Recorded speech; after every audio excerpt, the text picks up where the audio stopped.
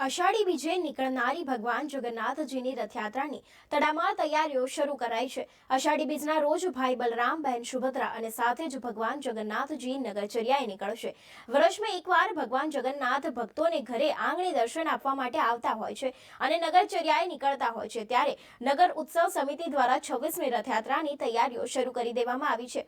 જ્યારે ભગવાન જગન્નાથજીની રથયાત્રા શાંતિપૂર્ણ માહોલમાં પૂર્ણ થાય તેના માટે પોલીસ તંત્ર દ્વારા ફૂટ પેટ્રોલિંગ હાથ ધરવામાં આવ્યું હતું। જો વિસ્તારપૂર્વક વાત કરવામાં આવે તો અષાઢી બીજે ભાઈ બલરામ, બહેન સુભદ્રા સાથે ભગવાન જગન્નાથજી નગરચર્યાએ નીકળતા હોય છે। વર્ષમાં એકવાર તો નગરના નાથ ભક્તોને ઘરે આંગણે દર્શન આપવા માટે આવતા હોય છે, ત્યારે પરિભ્રમણ કરીને સાંજે નિજ પરત મંદિર ફરતા હોય છે। ઈડર ખાતે યોજાનારી ભગવાન જગન્નાથજીની 26મી રથયાત્રાની તડામાર તૈયારીઓ શરૂ કરી દેવામાં આવી છે। આવનારી 7 જુલાઈના રોજ ઈડરના મોટા રામધ્વરા મંદિરથી રથયાત્રાનું પ્રસ્થાન થશે, જેમાં ભગવાન જગન્નાથજી, ભાઈ બલરામ અને બહેન સુભદ્રાજી અલગ અલગ 3 રથમાં બિરાજમાન થશે અને ભક્તોને દર્શન આપશે।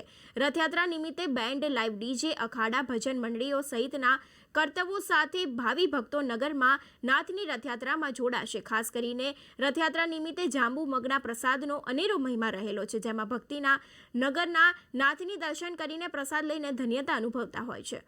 ત્યારે જો વિસ્તારપૂર્વક આની વાત કરવામાં આવે તો આગામી જે રથયાત્રા છે, જો કે ચાલુ વર્ષે યોજાનારી ભગવાન જગન્નાથજીની રથયાત્રાના હવે ગણતરીના દિવસો બાકી રહ્યા છે, ત્યારે નગર ઉત્સવ સમિતિ તેમજ તંત્ર દ્વારા નગરના નાથની રથયાત્રામાં કોઈ પણ પ્રકારની કચાશ નહીં રહે તેને લઈને સંપૂર્ણ તાકેદારી રાખવામાં આવી છે। જ્યારે અષાઢી બીજે નગરનો નાથ નગરચર્યાએ નીકળે છે તે પહેલા જ તૈયારીઓનો આરંભ કરી દેવાયો છે, તો બીજી તરફ રથયાત્રાના 2 દિવસ અગાઉથી જ મંદિર પરિષદમાં પણ ભજન કીર્તનનું અને રાસ ગરબા જેવા કાર્યક્રમનું આયોજન કરવામાં આવી રહ્યું છે। સાથે સાથે ઈડર ખાતે 25મી રજત જયંતિ પૂર્ણ કરીને 26મા વર્ષમાં જ્યારે ભગવાન જગન્નાથજી પ્રવેશવા જઈ રહ્યા છે તેની ખુશી પણ ભાવિ ભક્તોમાં જોવા મળી રહી છે। નગર ઉત્સવ સમિતિ દ્વારા આયોજન રૂપે રથયાત્રામાં કોઈ પણ પ્રકારની કચાશ ન રહે તેનું પણ ખાસ કરીને ધ્યાન રાખવામાં આવ્યું છે। ત્યારે હાલના સમયે ઈડર ખાતે યોજાનારી ભગવાન જગન્નાથજીની 26મી रथयात्रा भक्तों आतुरतापूर्वक राह जोई रहा है। नगर उत्सव समिति के द्वारा 26वीं यह शोभा यात्रा की हम सभी तैयारी कर रहे हैं और बच्चा बच्चा इसमें मतलब भाग ले रहा है और दिव्य और भव्य यह शोभा यात्रा निकलेगी, क्योंकि हमारे सनातन मात्र के, हिंदू मात्र के ये मतलब इष्ट है और हमारे संत महात्माओं के इष्ट है। इसलिए हम सभी मतलब मिलकर इस शोभा यात्रा को दिव्य और भव्य बनाने के लिए मतलब सभी मतलब पूर्ण तैयारियां भी कर ली है। और ये जो शोभा यात्रा है ये भगवान जगतगुरु शंकराचार्य जी ने शुभारंभ की थी और ये पूरा भारत के अंदर ये शोभा यात्रा निकाली जाती है और बहुत सुंदर ढंग से, शायद मोल ऐसी कोई अन्य शोभा यात्रा निकलती हो, इतनी प्यारी, इतनी सुंदर मोल शोभा यात्रा हम सभी निकालते हैं और निकालते रहेंगे। जय जगन्नाथ। योजना भगवान जगन्नाथ जी की रथ यात्रा पूर्व तैयारी ईडर नगर उत्सव समिति द्वारा करवामां आवी छे।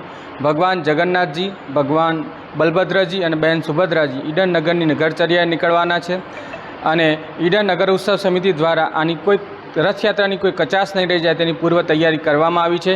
ઈડર નગર ઉત્સવ સમિતિ દ્વારા આકર્ષણના કેન્દ્ર બને તેવા અખાડાની, ડીજે, લાઈવ ડીજે, નાસિકની પણ વ્યવસ્થા રથયાત્રામાં કરવામાં આવી છે।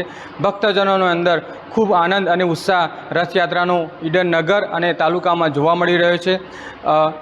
ઈડર નગર ઉત્સવ સમિતિ દ્વારા વિવિધ વિસ્તારોમાં નગરચર્યાએ ભગવાન નગરે નીકળે છે, નગરચર્યા નીકળે છે। ત્યાર પછી ભગવાનનું મોસાળું પણ થાય છે, મહાપ્રસાદ પણ લેવાય છે અને સાંજે આખા દિવસ દરમિયાન સાંજે ભગવાન નિજ મંદિરે પરત ફરતા હોય છે।